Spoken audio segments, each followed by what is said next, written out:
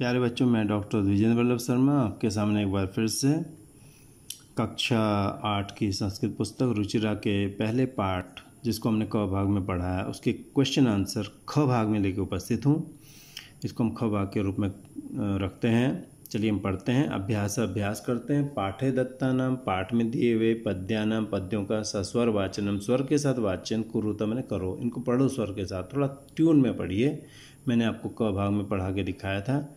आप और बेहतर ढंग से इसको पढ़ सकते हैं और आपके पास क्षमता होगी तो आप और बढ़िया ढंग से इसे पढ़िए। ठीक है, तो इसको थोड़ा हम जूम कर लेते हैं तो इससे आपको क्लियर समझ में आ जाएगा जब क्वेश्चन आंसर करेंगे।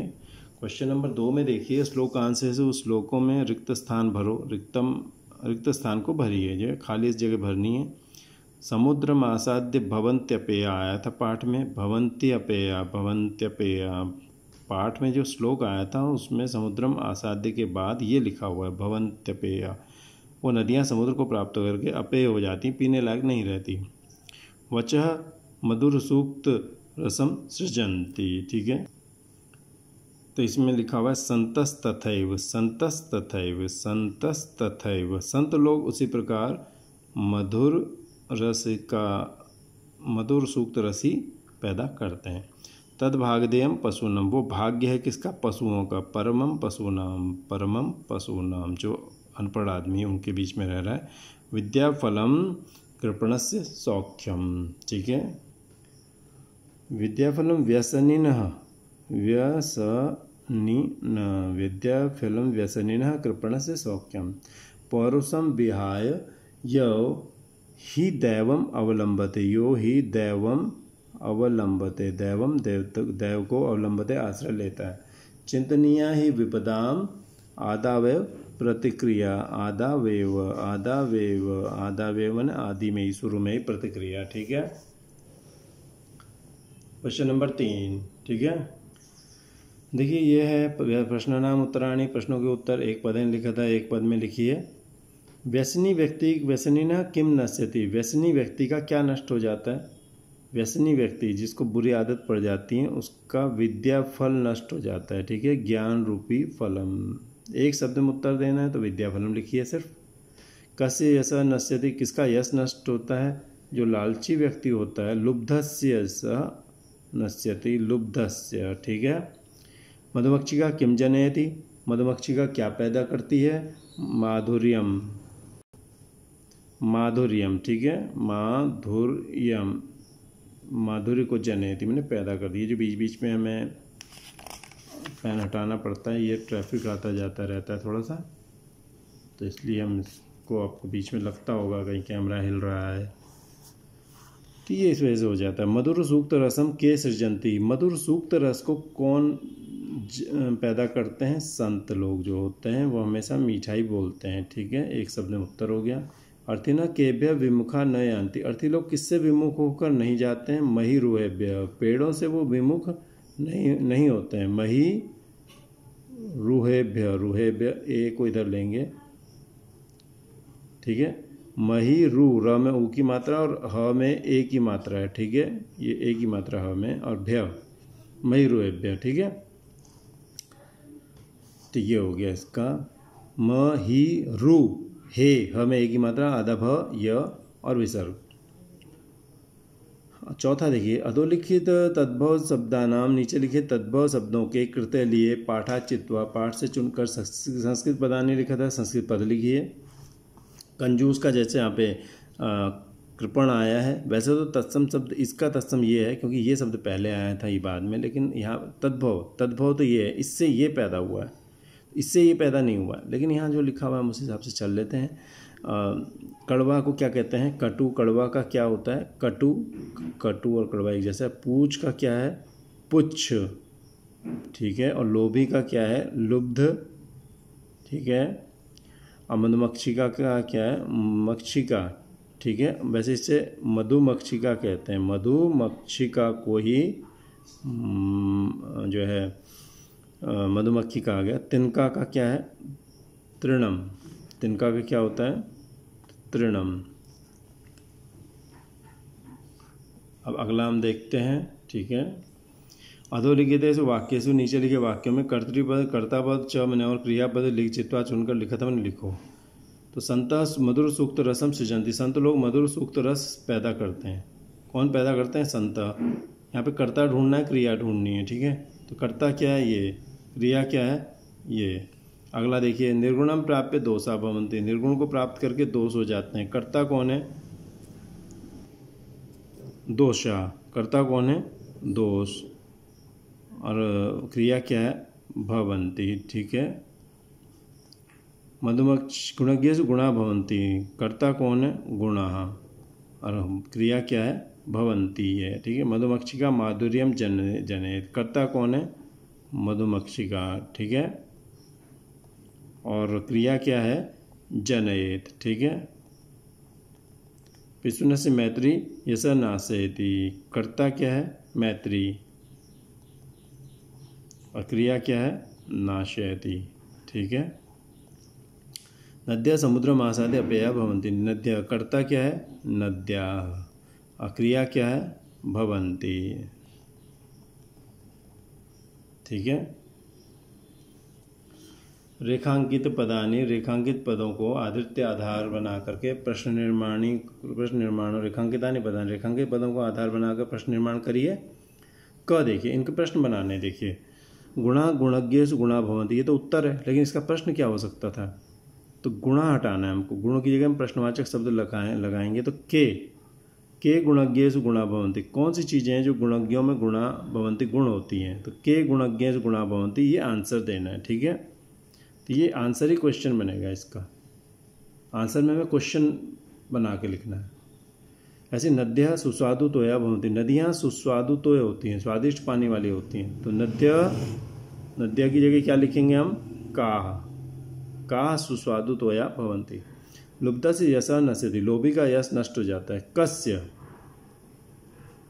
कस्य यशः नश्यति, किसका यश नष्ट हो जाता है? मधुमक्षिका माधुर्यम एवं जनयति, मधुमक्खी माधुर्य को ही जानती है, पैदा करती है। का माधुर्यम एवं जनयति। तस्य मूर्धनि तिष्ठन्ति वायस, उसके सिर पर वायस कौवे बैठते हैं। तस्य कुत्र, उसके कहाँ कौवे बैठते हैं? उसके किस हिस्से पर, कहाँ पर, ठीक है, कौवे बैठते हैं। तो इसको वाक्य बाकी वैसे लिखना है, यहाँ चेंज कर लेना। अब देखिए, उदाहरण के अनुसार पदों को पृथक कुरुता, पदानि पृथक कुरुता, पद पृथक करो। देखिए, यथा जैसे समुद्रम आसाद्य, इसको हमने समुद्रम आसाद्य, आधा मौ था, आ में मिलके माँ बन गया था यहाँ पे, ठीक है। तो ये हमने अलग किया है इनको, इन्होंने अलग वाला क्वेश्चन एक दिया है। चलिए इसको पढ़ते हैं। अगला देखिए क्या, माधुर्यम एवं, इसमें क्या है? माधुर्यम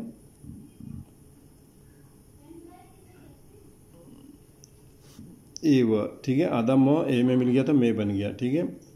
अगला देखिए, अल्पम एव, अल्पम एव, आधा म अलग, ए अलग, सर्वम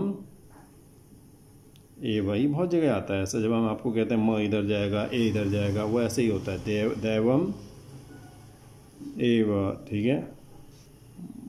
महात्मना, ये शब्द इन्होंने क्यों दिया है समझ में नहीं आ रहा है। महात्मना मुक्ति, ये तो ऑलरेडी अलग होना चाहिए था, दे दिया फिर भी।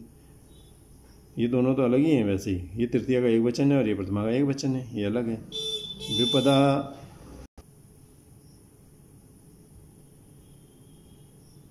विपदाम आदो एव, ठीक है, ये ऐसे बनेगा। विपदाम आदो एव, औ को आदाव एव, ये मैंने शायद समझाया नहीं आपको। औ को आ हो जाता है, ठीक है, और औ को आ हो जाता है और ए में मिल जाता है, आधा वेव बन जाता है। और आधा मो आ में मिल गया, विपदाम आधा वेव, ठीक है। इसको क्या कहते हैं? अयादि संधि, अयादि संधि, ठीक है। ये अयादि संधि तब होती है, ए आई ओ औ जो होते हैं, इनके आगे स्वर आ जाए तो क्या होता है? ए को आय हो जाता है, आई को आय, औ को औ, और औ को आओ। जैसे यहाँ औ के आगे ए स्वर आ गया तो औ को आओ हो गया, तो अयादि संधि बन गई, ठीक है। चलिए, ये योग्यता विस्तार है, इसको आपको देखना, थोड़ा समझा देते हैं। प्रस्तुत पाठ में महापुरुषों की प्रकृति, स्वभाव, गुणियों की प्रशंसा, सज्जनों की वाणी, साहित्य, संगीत, कला आदि की महत्ता, चुगलखोरों की दोस्ती से होने वाली हानि, स्त्रियों के प्रसन्न रहने में सबकी खुशहाली को अलंकारिक भाषा में, अच्छी भाषा में प्रस्तुत किया गया है। पाठ के श्लोकों के समान अन्य सुभाषितों को, अच्छी बातों को भी याद रखें और जीवन में उनकी उपादेयता, उपयोगिता, संगति पर विचार करें। जैसे ये शाम न विद्या न तपो न दानम ज्ञानम न शीलम न गुणो न धर्म ते मर्त्य लोके भुवि भार भूता मनुष्य रूपेण मृगाश्चरन्ति। जिनके पास विद्या नहीं, तप नहीं, दान नहीं, ज्ञान नहीं, शील नहीं, गुण नहीं, धर्म नहीं, वो धरती पर इस मनुष्यों की धरती पर बोझ टाइप के हैं और मनुष्य के रूप में जानवर ही घूम रहे हैं। गुणा पूजा स्थानम गुणीषु न च लिंगम न च वय। गुण ही पूजा का स्थान होता है। गुणी व्यक्ति की न तो लिंग देखा जाता है, स्त्री है पुरुष है, न उसकी उम्र देखी जाती है, वो गुणी ही होता है। न्यायात पथा प्रविचलन्ति पदम न धीरा। धैर्यशाली लोग न्याय के रास्ते से अपना कदम नहीं डिगाते। दुर्जन परिहर्तव्य विद्या अलंकृतोपसन। दुर्जन व्यक्ति से बचना चाहिए, भले वो विद्या से अलंकृत भी हो तो भी उसके पास नहीं जाना चाहिए। न प्राणांते प्रकृति विकृति जायते चोत्तमानम। उत्तम लोगों की प्राण के अंत में जब मरने का टाइम आता है तभी उनके स्वभाव में विकृति नहीं होती, वो अपने स्वभाव के अनुसार ही रहते हैं। उदय सविता रक्तो। उदय होने पर सविता लाल होता है। सूर्य अस्तंचागत रक्तस्तंगते तथा, और अस्त होने पर भी वो रक्ती होता है। यानी उदयति सविता ताम्र ताम्र एवास्तमेति च। लाल सुबह के समय और शाम के समय उदय होने पर और अस्त होने पर सूर्य लाल ही होता है, क्योंकि उसके स्वभाव में परिवर्तन नहीं आता है बड़े लोगों के स्वभाव में। संपत्तौ च विपत्तौ च महताम एक रूपता। संपत्ति और विपत्ति में महान लोगों में एक रूपता ही रहती है, वो बदलते नहीं हैं। उपरोक्त सुभाषितों के अंशों को पढ़कर स्वयं समझने का आप प्रयत्न करें और संस्कृत एवं अन्य भारतीय भाषाओं के सुभाषितों का संग्रह करें, इकट्ठा करें। गुणा गुणज्ञ गुणा भवन्ति। इस पंक्ति में विसर्ग संधि के नियम में गुणा के विसर्ग का दोनों बार लोप हुआ है। संधि के बिना पंक्ति गुणा गुणज्ञ गुणा भवन्ति ये बनेगी, लेकिन ये संधि होती है। जब ग्रामर सेक्शन में पढ़ाएंगे आपको तो ये उड़ जाता है विसर्ग को स होता है, स को रू को य वगैरह कई चीज़ें होती हैं, वो आपको समझाएंगे तो ये होगी। ठीक है, तो मुझे उम्मीद है आपको ये पसंद आया होगा। इसके क भाग में हमने पाठ को पढ़ाया था, ख भाग में हमने आपके क्वेश्चन आंसर कराए हैं। और हमारा जो चैनल है वो है AMODINI Sharma, Amodini DV Sharma YouTube channel है। आप वहाँ पर जाएंगे, प्लेलिस्ट में जाएंगे, वहाँ पर आप क्लास वाइज लेसन वाइज बहुत चीज़ें आपको मिलेंगी।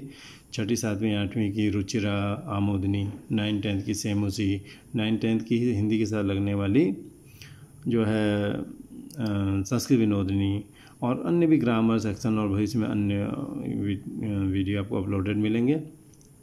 और आपको एक बात और बतानी है, वो ये है कि भाई आपको लाइक अगर पसंद आया तो लाइक सब्सक्राइब कर सकते हैं, नहीं पसंद आया कमेंट सेक्शन में जाके ज़रूर कमेंट करें कि आपको क्यों पसंद नहीं आया, ताकि हम इसमें सुधार कर सकें। आपसे बहुत जल्दी फिर मिलेंगे दूसरे पार्ट के क भाग में। तब तक के लिए विदा लेते हैं। धन्यवाद।